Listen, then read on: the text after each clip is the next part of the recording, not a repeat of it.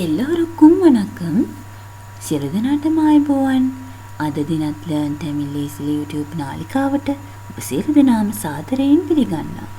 දෙමළ බස කාල භේදය Time Division of Tamil Language අද දින අපේ පාඩම. රාජ්‍ය භාෂා විභාග මෙන්ම 4 ශ්‍රේණියේ සිට 11 ශ්‍රේණිය දක්වා විෂය නිර්දේශයේ මූලික කොටසක් ලෙස ව්‍යාකරණ වලින් ටිකක් සංකීර්ණ කොටසක් ලෙස මේ කොටස පෙන්වා දෙන්න පුළුවන්. ඉතින් අද දින මම කතා කරන්නේ නිතර භාවිතා වන ක්‍රියාපද කිහිපයක් කාල තුනින්ම ලියන ආකාරය. මම මේ සඳහා ඔබේ පෙළ පොත්වල තියෙන ක්‍රියාමූල සුලභව දැකිය හැකි ක්‍රියාමූල තමයි තෝරගත්තේ.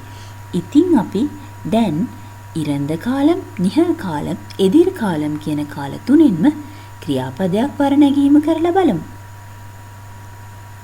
හොඳයි. මම මේ ක්‍රියාපද වර්ණගීම කරලා තියෙන්නේ අවර් කියන සර්වනාම පදයේ උක්ත වන ආකාරයට. ඉතින් ඔබටත් ඔබ කැමති සර්වනාම පදයක් උක්ත වන ආකාරයට මේ අවසාන ක්‍රියා ගොඩ නැගිය හැකියි. නාන් මම, නාංගල් අපි, නී නුඹ අන්නේ වගේ අදාළ සර්වනාම ප්‍රත්‍ය අවසානයේට අවසාන ක්‍රියාව එකතු කරලා සර්වනාම පද යට අනුව අවසාන ක්‍රියාව ගොඩනගන්න උත්සාහ කරන්න. මම ක්‍රියාමූලය ඒ කියන්නේ විනයයඩි. පළවෙනි තීරුවෙන් මම ක්‍රියාමූලය යොදන ආකාරය ඇතුළත් කරලා තියෙනවා. දෙවෙනි තීරුවේ එදිර් කාලම්. එදිර් කාලම් අනාගත කාලයෙන් කොහොමද අවසාන ක්‍රියාව ගොඩනගන්නේ? නිහල් කාලම් වර්තමාන කාලයෙන් කොහොමද ඒක වෙනස් වෙන්නේ? ඉරන්ද කාලම් අතීත කාලයට යනකොට කොහොමද වෙනස් වෙන්නේ? මේ කාල තුනෙන්ම ක්‍රියාපදයක් ගොඩනැගීම කියන්නේ ඒ කාලයට අදාළ ප්‍රත්‍යයන් එකතු වෙමින් ක්‍රියාමූලයට අනුව කාලයට අදාළ ප්‍රත්‍ය සහ සර්වනාම ප්‍රත්‍යයන් තුනේම එකතුවක් තමයි අවසාන ක්‍රියාවක් කියලා කියන්නේ. හොඳයි. අපි මේ අවසාන ක්‍රියා මොනවද කියලා හොඳින් නිරීක්ෂණය කරමු. කුඩි බොනවා. කුඩිපාර් බොන්නේය. කුඩිකිරාර් පොයි. කුඩිතාර් බිව්වේය. පඩි ඉගෙන ගන්නවා. පඩිපාර් ඉගෙන ගන්නේය. පඩිකිරාර් ඉගෙන ගනී. පඩිතාර් ඉගෙන ගත්තේය. සිරි සිනාසෙනවා. සිරිපාර් සිනාසුනේ සෙන්නේය. සිරිකිරාර් සිනාසේ. සිරිතාර් සිනාසුනේය. පාර් බලනවා. පාර් බලන්නේය. පාර්කිරාර් බලයි. පාර්තාර් බැලුවේය. විලයාඩ් සෙල්ලම් කරනවා. විලයාඩවාර් සෙල්ලම් කරන්නේය. විලයාඩහිරාර් සෙල්ලම් කරයි. විලයාඩිනාර් සෙල්ලම් කළේය. ආඩ නටනවා. ආඩවාර් නටන්නේය. ආඩහිරාර් නටයි.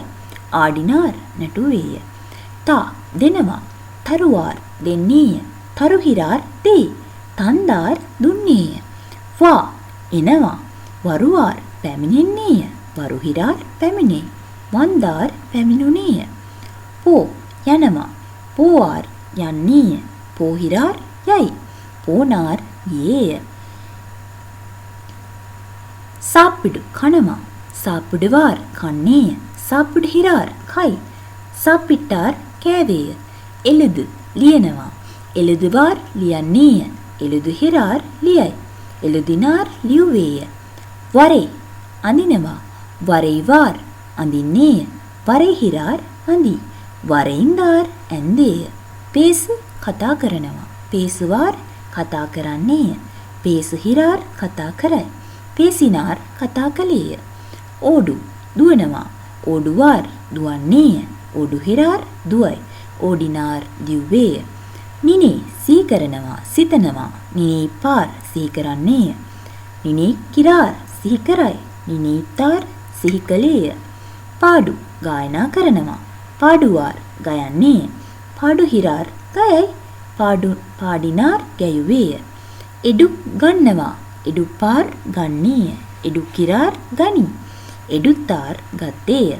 සමේ උයනවා. සමේපාර් උයන්නේය. සමේකිරාර් උයයි. සමේතාර් ඉව්වේය.